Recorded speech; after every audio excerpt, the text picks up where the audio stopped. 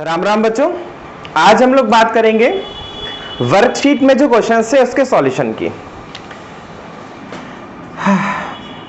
पहला क्वेश्चन था कि कोई दो नंबर है, उनका जो सम है वो 11 है और उनका जो गुणनफल है वो 18 है। इसका सॉल्यूशन पहले हम लोग कायदे से देख लेते हैं। आप लोग जरा फोकस करना। एक एप्लीकेशन होता है a माइनस बी का whole square is equals to a plus B का होल स्क्वायर माइनस 4ab। आप ऐसे बहुत सारे बच्चों को नहीं पता होगा तो वो इस बात को बहुत अच्छे से याद कर लेना। इसको वापस सॉल्व करेंगे तो ये a माइनस बी का होल स्क्वायर वही देगा जो आपको याद होगा, a square plus B square minus 2ab। Now a plus B की जगह 11 माइनस 4, ab की जगह 18। 11 का स्क्वायर 121 और 18 4 जा 72।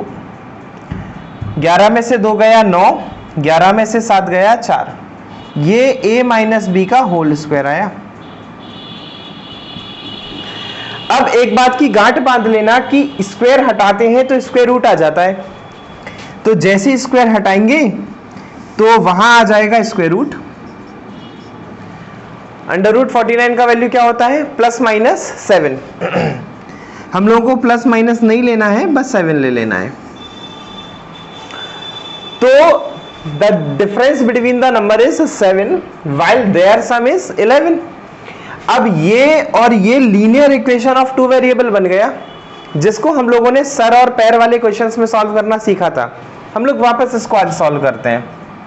a plus B is equals to 11 और a minus B is equals to 7। देखो बच्चों, प्लस बी और माइनस बी कैंसिल हो गया, a और a 2a हो गया, 11 और 7 18 हो गया, a इज इक्वल्स टू 9 आ गया। इस a का वैल्यू किसी भी इक्वेशन में पुट कर दो। यहां पुट किया, 9 वहां गया, माइनस का हो गया, 11 में से 9 गया तो 2 आ गया। तो a बराबर 9 और b बराबर आ गया 2। उन्होंने कहा था कि हमें इसके व्युत्क्रम का योग चाहिए है। बच्चों याद रखना, किसी भी नंबर का व्युत्क्रम 1 अपॉन में होता है। जैसे 11 का जो व्युत्क्रम होगा वो 1 अपॉन 11 होगा, 9 का जो व्युत्क्रम होगा वो 1 अपॉन 9 होगा।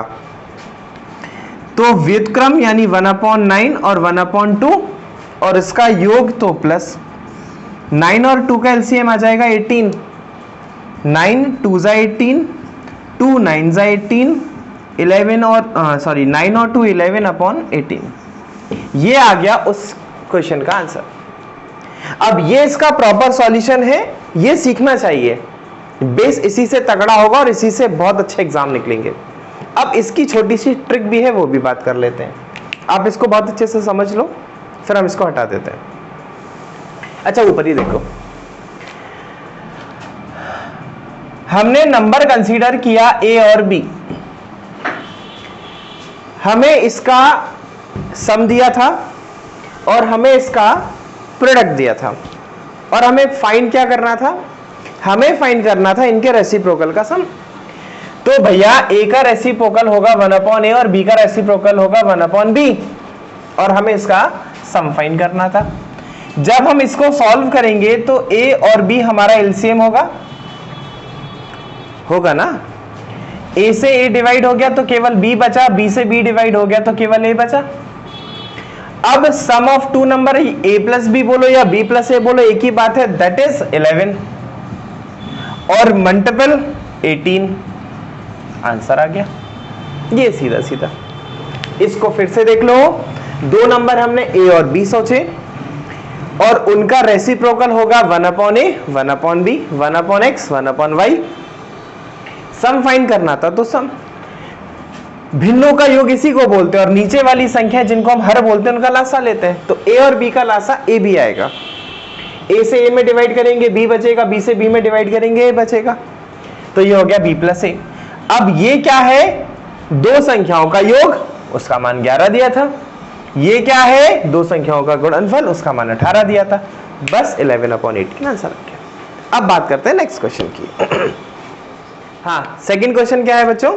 वो बोल रहे हैं दो संख्याएं, यानी वापस a और b, दो संख्याओं का जो योगफल है वो उनके अंतर यानी a माइनस बी से 3 गुना है।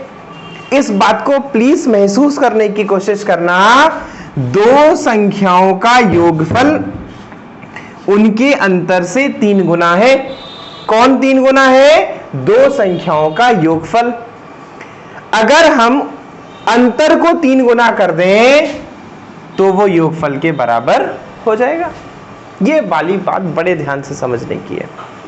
वो बोल रहे हैं दो संख्याओं का योगफल उन संख्याओं के अंतर से 3 गुना है। कौन? ये। कर किसके दे? इसको, ताकि ये इसके बराबर हो जाए। a plus B 3a minus 3b। आपने पढ़ा होगा, एक जैसे पद को एक साइड ले लेते, ये कैलकुलेशन का ही तरीका होता है। तो 3a, ये वाला a उस साइड जाएगा, माइनस का हो जाएगा। ये b था, ये यहां आएगा तो प्लस का हो जाएगा, तो 4b हो जाएगा। 4b माइनस 2a, 2 2 जा 4, 2b बराबर a। तो a upon b is equals to 2/1। क्या पूछा था? अनुपात। तो उन संख्याओं का अनुपात आ गया 2:1। आपको बात समझ में शायद आ गई होगी। अब बात करते हैं नेक्स्ट क्वेश्चन की। 5 अंकों की छोटी संख्या। तो 5 अंकों की छोटी संख्या होगी 1 1, बाकी शेष 4 0। ये 5 अंकों की छोटी से छोटी संख्या होगी और इसमें से घटाना है 4 अंकों की बड़ी से बड़ी संख्या। ये 5 अंकों की छोटी से छोटी संख्या और ये 4 अंकों की बड़ी से बड़ी संख्या। अब मैं पूछूं ये कितना है? तो 9999 और ये कितना है? 10,000। इन दोनों के बीच भैया अंतर कितने का है? 1 का। यही अंतर पूछा था। नेक्स्ट क्वेश्चन, उन्होंने बोला कि किसी संख्या, कोई एक संख्या मान लेते हैं हम लोग a, इसके 60% में से 60 घटाने पर 60 आता है। बच्चों ये क्वेश्चन परसेंटेज का है, लेकिन सिंप्लीफिकेशन जैसा कुछ कुछ था, इसलिए दे दिया गया आपको। जब भी कभी वो आपसे बोले कि किसी संख्या के 10% में से 10 घटाने पर 10 आता है, किसी संख्या के x% में से x घटाने पर x आता है, तो हमेशा आप निश्चित मान लेना आंसर 200 ही आएगा। ये फिक्स है एकदम। बाकी सॉल्यूशन क्या है इसका? a का x% इज इक्वल्स टू 60 वहां जाएगा, माइनस का वहां जाएगा, प्लस का हो जाएगा 60 और 60 120। परसेंटेज का साइन हटाएंगे, नीचे 100 आ जाएगा। 60 2 जा 100, 100 2 जा 200, तो वो संख्या आ गई 200। हमेशा उतने परसेंट में से उतना घटाने पर उतना आएगा 200। कभी कभी वो बोले कि किसी संख्या के p% में से p घटाने पर p आता है, तब भी आंसर 200 ही आएगा। ठीक है बच्चों। नेक्स्ट, एक परीक्षा में एक विद्यार्थी है और सही क्वेश्चन का आंसर देने पर उसको 4 नंबर मिलते हैं। यानी अगर हम करेक्ट आंसर देंगे तो हमको 4 नंबर मिलेंगे, और अगर वही बंदा इनकरेक्ट आंसर देता है तो 1 नंबर का लॉस हो जाता है। टोटल क्वेश्चंस जो उसने अटेम्प्ट किए वो 75 थे और टोटल मार्क्स जो उस बच्चे ने ऑब्टेन किए वो 125 थे। ये बहुत इंपॉर्टेंट क्वेश्चन है। मैंने पुराने वाले वीडियो में भी इसको लगाया है, मैं एक बार फिर लगा रहा हूं, आप लोग बहुत प्रॉपर तरीके से देखो, बहुत इंपॉर्टेंट है। कोई भी एक बच्चा किसी एग्जाम को देने जाता है, उस एग्जाम में अगर वो सही आंसर देता है तो उसको 4 नंबर मिलते हैं, और अगर वो गलत आंसर देता है तो 1 नंबर उसका चला जाता है, यानी नेगेटिव मार्किंग है इसमें। टोटल नंबर ऑफ क्वेश्चंस जो वो अटेम्प्ट करता है वो 75 है, और जो उसका मार्क्स मिलता है उस क्वेश्चन पेपर को सॉल्व करने पर वो 125 है। तो हमें ये बताने हैं कि नंबर ऑफ करेक्ट आंसर कितने हैं और नंबर ऑफ इनकरेक्ट आंसर्स कितने हैं। हम क्या कर सकते हैं कि हमें पता पड़ा कि टोटल क्वेश्चंस है 75। अगर हम मान लें कि करेक्ट जो आंसर उस बच्चे ने दिए हैं लेट बी कि वो ए हैं, तो जो इनकरेक्ट आंसर होने वाले हैं वो कितने होंगे? तो पुराने वाले में भी खाने पीने की बात से एक बात समझाई थी, अब फिर इसको ऐसे ही समझ लेते हैं कि एक बच्चे के पास 75 रुपए हैं, उसने मान लो 20 रुपए की आइसक्रीम खा ली, अभी उसके पास कितने रुपए बचे? तो 75 माइनस 20, 55 रुपए बचे। ऐसे ही 75 क्वेश्चंस थे, उसने ए आंसर करेक्ट दिए, तो इनकरेक्ट आंसर कितने होंगे? 75 माइनस ए। ठीक वैसा ही 75 माइनस 20। बस इसका प्रॉपर वैल्यू नहीं आएगा क्योंकि इसके संग एक वेरिएबल जुड़ गया। अब बच्चों हुआ क्या कि जब करेक्ट आंसर देता है तो 4 नंबर मिलते हैं, और जब इनकरेक्ट आंसर देता है तो माइनस का 1 नंबर मिलता है, और कुल मिलाकर हमें 125 नंबर मिलते हैं। इसको कैलकुलेट करते हैं तो ये 4a माइनस का 75 प्लस का a, क्योंकि माइनस माइनस प्लस बराबर 125, 4a और a मिलके 5a, माइनस का 75 वहां जाएगा तो प्लस का हो जाएगा, 125 में 75 जोड़ देंगे तो हो जाएगा 200, 5 से काट देंगे, 5 4 जा 20, a बराबर 40। इसका मतलब करेक्ट आंसर जो दिए उस बच्चे ने वो 40 थे, और इनकरेक्ट आंसर 75 माइनस 40 तो 35 थे। होप सो आपको समझ आया होगा। कुछ भी दिक्कत हो तो आप पूछ सकते हैं। नेक्स्ट, वो बोल रहे हैं कि एक बच्चा है, उसने जितने क्वेश्चंस सही किए उसके जस्ट डबल गलत कर दिए। तो अगर किसी बच्चे ने x क्वेश्चंस को सही किया होगा तो उस बच्चे ने गलत किया होगा 2x क्वेश्चंस को, क्योंकि जस्ट डबल। अगर यहां 2x सही किए होते तो गलत कितने किए होते? 4x। कुछ भी, मतलब बस डबल कर दो गलत वालों को। और कुल जो क्वेश्चंस उसने आंसर दिया वो थे 48, तो 4x और 2x मिलके हो गए 6x बराबर 48, 6 8 जा 48। इसका मतलब सही आंसर उसने दिया 8 दूनी 16, और गलत आंसर उसने दिया 8 चौको 32। नेक्स्ट, दो संख्याओं में अंतर जो है वो 14 का है और योगफल जो है वो 20 है। गुणनफल पूछा है। हम लोग linear equation of two variable use कर सकते हैं खूब आराम से, और a और b को निकाल सकते हैं, उसका मल्टीपल कर देंगे, आंसर आ जाएगा। या फिर ये आप लोग जरूर ट्राई करना linear equation of two variable से। या फिर हम लोग कर सकते हैं कि a प्लस बी का होल स्क्वायर लगा दें, वो होता है a माइनस बी का whole square plus 4ab। a plus B 20 का स्क्वायर, a माइनस बी 14 का स्क्वायर प्लस 4ab। 20 का स्क्वायर 400 याद होना चाहिए, 14 का स्क्वायर 196 याद होना चाहिए।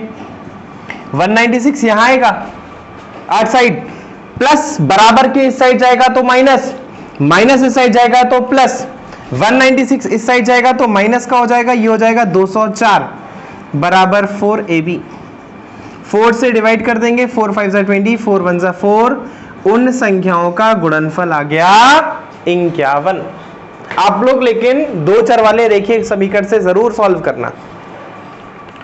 नेक्स्ट, वो बोल रहे हैं 2 अंकों की एक संख्या है, वो अपने अंकों के योग से 5 गुनी है। ये वाले क्वेश्चंस मैंने आपको बहुत अच्छे से समझाए थे। देखो, 2 अंकों की संख्या होती है 10a प्लस b।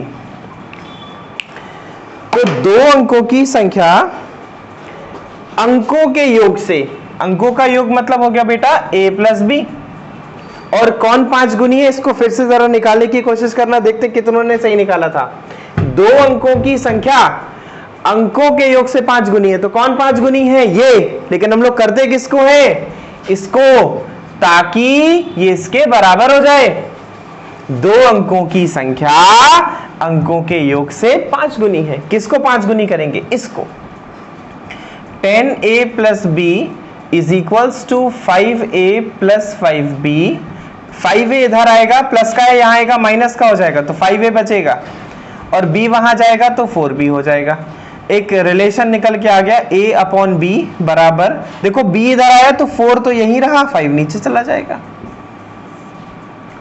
तो जहां तक है a और b का वैल्यू आ ही गया हम लोगों का 4 और 5, हालांकि ये रेशियो में आया, हम लोग और प्रॉपर भी निकाल लेंगे। फिर आगे क्या बोले वो, अब संख्या हमारी थी 10a प्लस b, उन्होंने कहा कि 9 जोड़ दिया तो स्थान बदल गए, यानी जो इकाई का था वो दहाई का हो गया, जो दहाई का था वो इकाई का हो गया। तो ये हो गया 10b प्लस a। इसको कैलकुलेट किया तो 9 बराबर 10b प्लस a, ये वहां जाएगा माइनस का 10a और माइनस का b।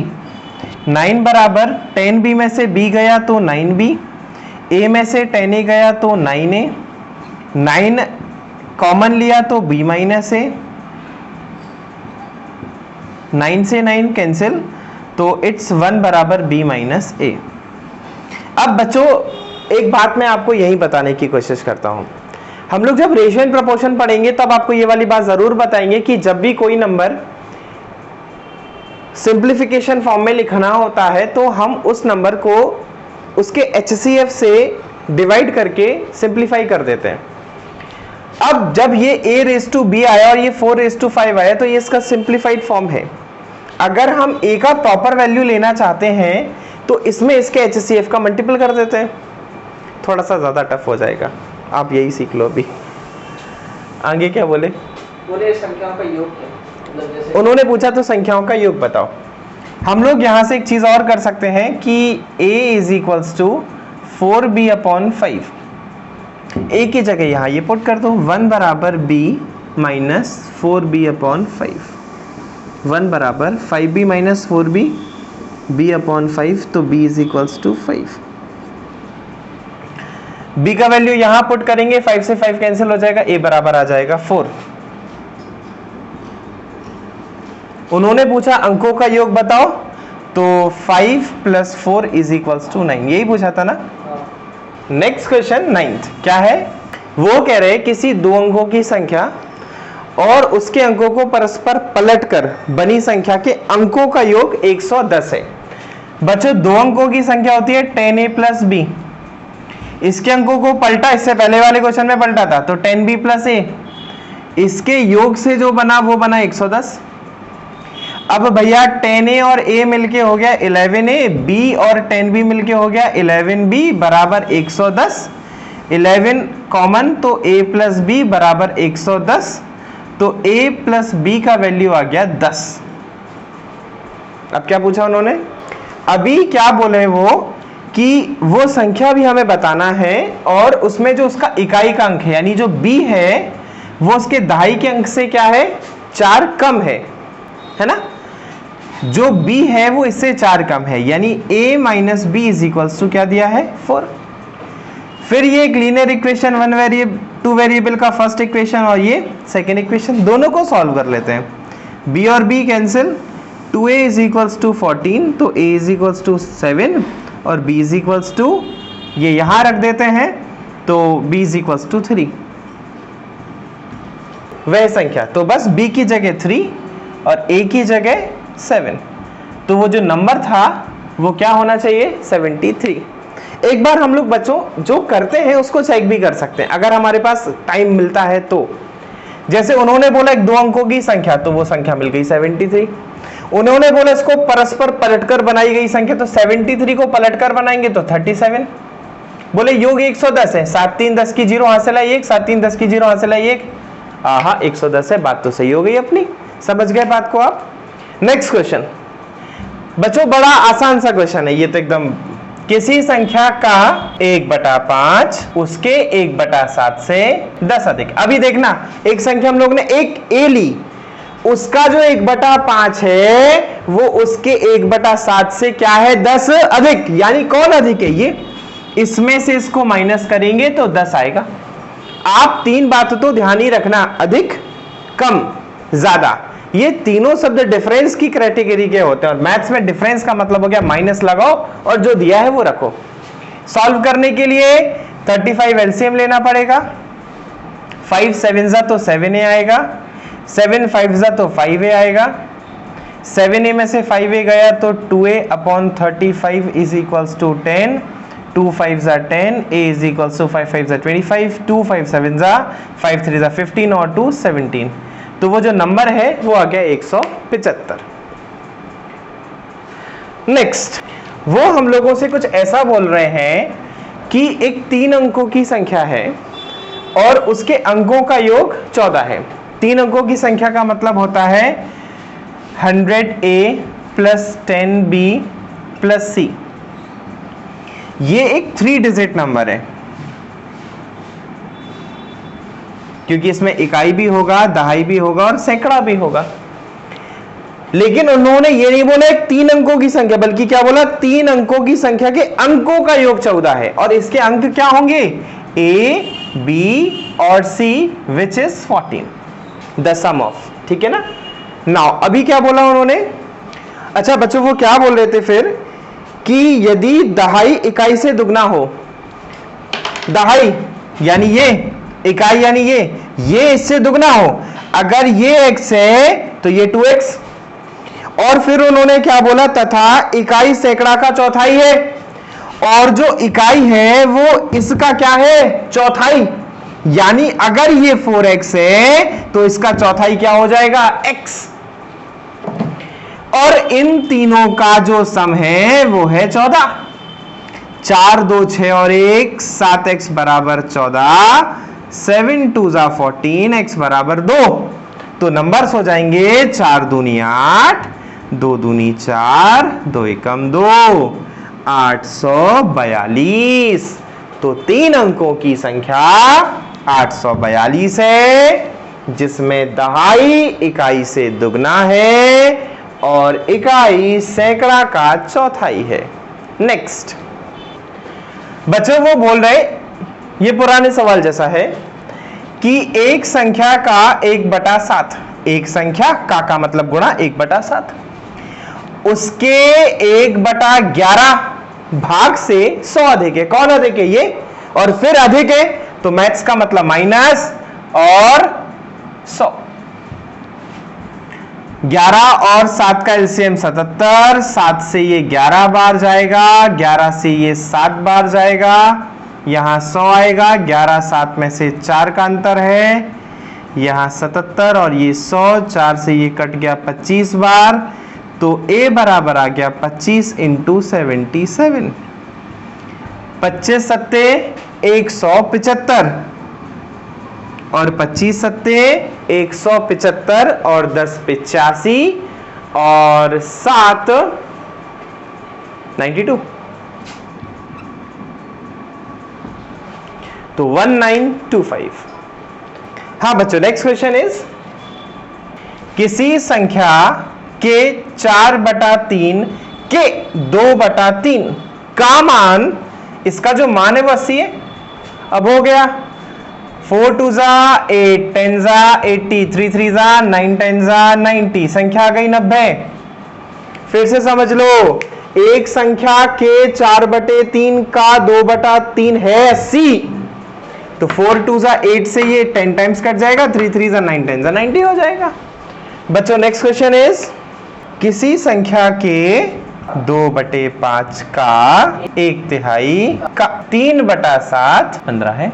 अब भाई 3 5 15, 2 से ये कटेगा नहीं, तो x बराबर बच्चों हम लोग क्या लिख लेंगे, 5 3 15, 15 7 105, 105 का मल्टीपल 5 में होगा तो इंटू 5, और जो 2 है वो नीचे चला जाएगा।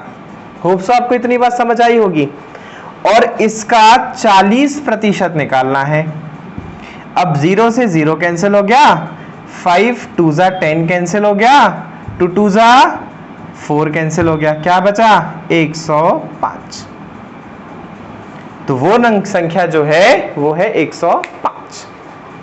नेक्स्ट गाइस, नेक्स्ट क्वेश्चन जो 15th है वो थोड़ा सा गड़बड़ होने की वजह से 14th का रिपीट में ही आ गया, यानी 14 15 एक ही क्वेश्चन है।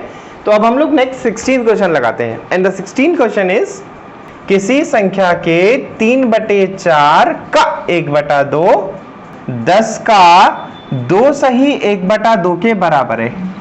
महसूस करना, 8 साइड, किसी संख्या का 3/4 का 1/2 10 के यानी गुणा 2 सही 1/2 के बराबर है।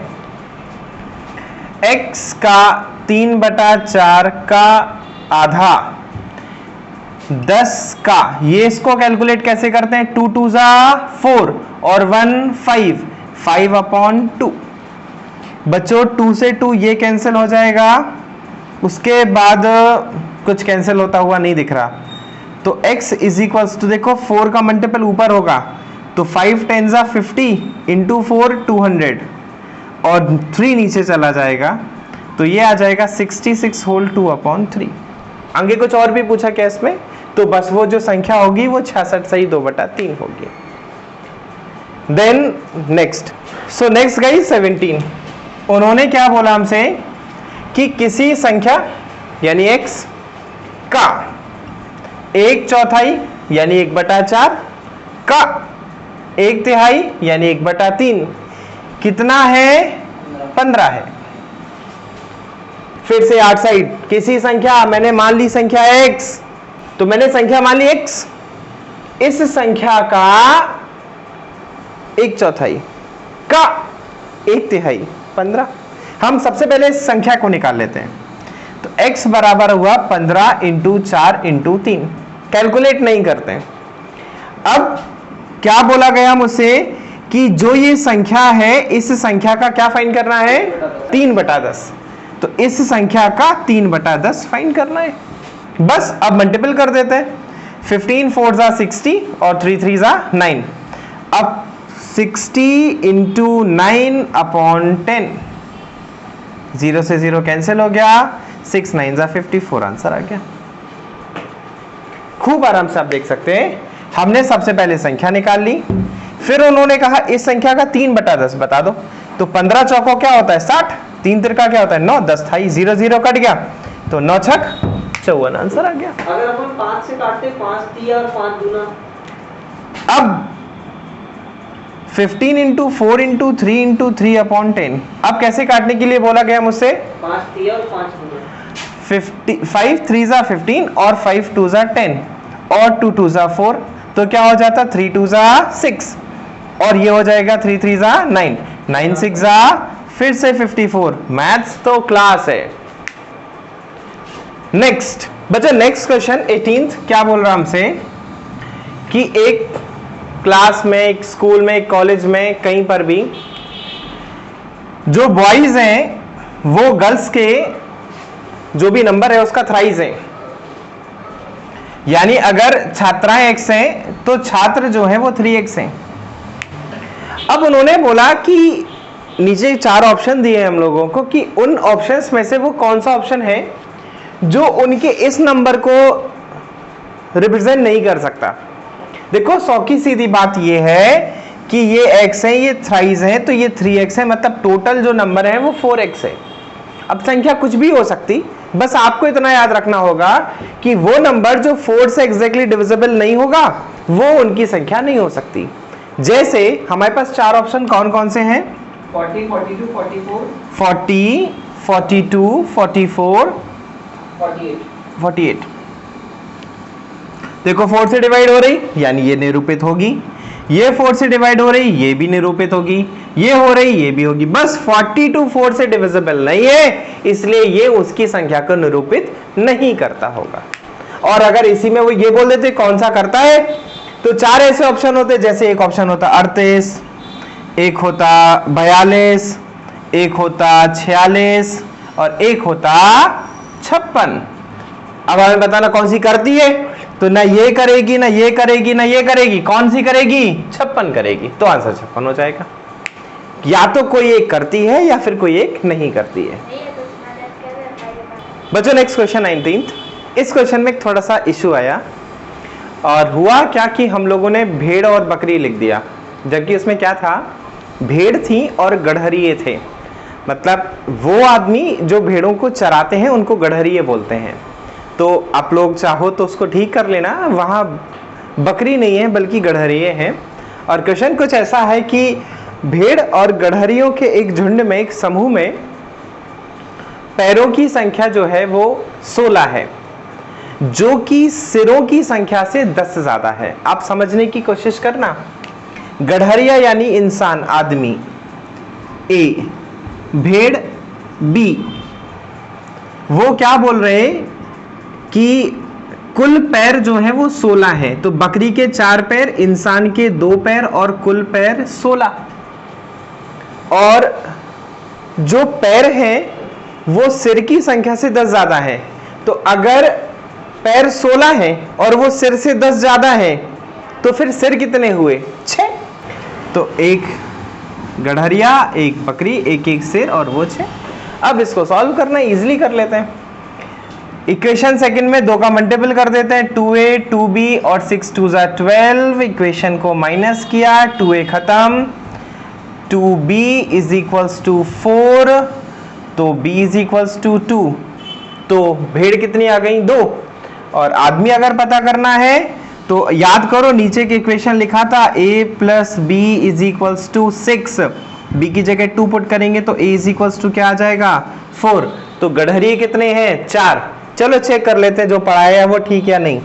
4 गड़हरिये तो 2 पैर तो 8 पैर, 2 बकरी 4 पैर तो 8 और 8 16 पैर हो गए। हाँ, बात सही हो गई। 4 गड़हरिये के 4 सिर, 2 बकरी 2 सिर 6 सिर। हाँ भैया सही हो गई बात, आपको समझ में आ गया होगा होप सो। बस आप वहां बकरी की जगह गड़हरिये कर लेना। नेक्स्ट क्वेश्चन नंबर 20 देखते हैं बच्चों। 20वें क्वेश्चन में उन्होंने बोला कि एक चिड़ियाघर है, उसमें कुछ कबूतर हैं और कुछ चूहे हैं। कुल सिर 90 हैं और कुल पैर 224 हैं। अब तो आप लोगों को करना चाहिए। सी से चूहा, के से कबूतर, एक चूहा का सर, एक कबूतर का सर, कुल सर 90। चूहा के 2 पैर, चूहा के 4 पैर, चूहा के 4 पैर, कबूतर के 2 पैर और कुल पैर 224। अच्छा याद करो, तरीके बहुत हो गए, थोड़ा सा किस कर लिया जाए। Keep it simple and short. क्या बताया था? 4 पैर वाला जानवर निकलेगा सीधा। कब निकलेगा? पैरों को आधा कर दो, 2 1 = 2, 2 1 = 2, 2 2 = 4 और इसमें से सर माइनस कर दो। 90 चले गए 112 में से, 22 बचे शायद। हाँ भैया, तो 4 पैर वाला जानवर यानी चूहा कितना होगा? 22। अगर चूहा 22 हुआ तो कबूतर कितना होना चाहिए? टोटल 90 था, 68। चेक करके देखे सही पढ़ रहे या नहीं पढ़ रहे? चलो चेक कर लेते हैं। 22 चूहा के 44 पैर ना 88 पैर, 4 पैर का एक चूहा, और 68 कबूतर के 2 पैर, तो हो गए 8 दूनी 16, 1 6 दूनी 12 और 1 13, 8 और 6 14, 1 4 और 8 12, 1 222। हाँ भैया हो गया। फिर से समझ लो, 224 जोड़ा तो 224। फिर से समझ लो, हमेशा क्या करते हैं? जो भी पैरों की संख्या होती है उसको आधा करते हैं और उसमें से सर को माइनस कर देते हैं। जो भी निकल के आता है वो हमेशा वो होता है जिसके 4 पैर होते हैं, हमेशा। नेक्स्ट बच्चों, क्वेश्चन नंबर 21 में उन्होंने बोला कि एक व्यक्ति के पास कुछ मुर्गियां हैं और कुछ गाय हैं। उनके पास कुल पैर जो हैं वो 140 हैं और कुल सिर जो हैं वो 48 हैं। M फॉर मुर्गी, G फॉर गाय। कुल सिर 48, मुर्गी के 2 पैर, गाय के 4 पैर और कुल पैर 140। किस कर ले? कर लेते हैं। पैरों को आधा करो 70, उसमें से सर को माइनस करो, 48 और 2 50, फिर से 22। इसका मतलब 22 गाय हैं और टोटल 48 थे, 22 इसमें से चला गया तो 6 और 2 26 मुर्गी हैं। चेक कर ले क्या? गाय के 4 पैर तो 22 × 4 88 पैर गाय के, 26 मुर्गी 2 पैर, 26 दूनी 52, 8 और 2 10, 1 8 और 5 13 और 1 14, 140। हाँ भैया फिर प्रूफ हो गया। याद रखना, 4 पैर वाला जानवर निकलता है कैसे? पैरों की संख्या को आधा करके उसमें से सर माइनस कर दो तब। वर्कशीट का शायद लास्ट क्वेश्चन बचा। बच्चों लास्ट क्वेश्चन है, उन्होंने कहा कि कुछ आदमी और उतने ही घोड़े कहीं जा रहे हैं। आधे जो घोड़ों के मालिक हैं वो घोड़ों के ऊपर बैठे हैं और आधे जो हैं वो उनके साथ पैदल जा रहे हैं। कुल पैरों की संख्या जो जमीन में चल रही है वो 70 है, यानी कुल पैर वो हुए हैं सारे के सारे घोड़े और आधे आदमी, और ऐसे नंबर करके total number of legs, total number of पैर 70 है। अगर हम मान लेते हैं कि जो घोड़े हैं वो x हैं, तो आदमी भी कितने हो जाएंगे? x।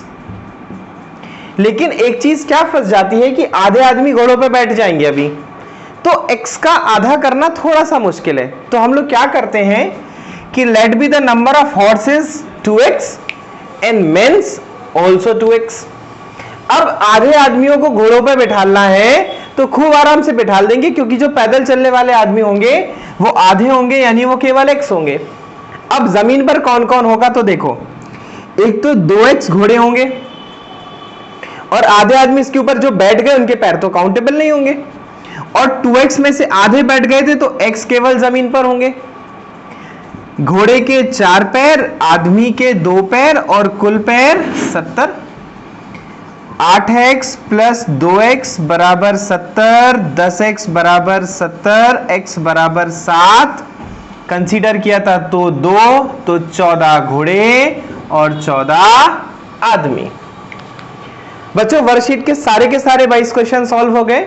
एक क्वेश्चन रिपीटेड था तो टोटल नंबर क्वेश्चंस 21 थे। होप्स आप लोगों ने लगाया होगा और हर एक का हमने सॉल्यूशन भी आपको प्रॉपर तरीके से दिया है। आप लोग और मेहनत कर रहिए, शायद एक आध टॉपिक कुछ रह गया नंबर सिस्टम का, उसका भी वीडियो हम आपको जल्दी से जल्दी देंगे। आप लोग बहुत सारी मेहनत करिए, अपने लक्ष्य को प्राप्त करिए। जय हिंद, जय भारत।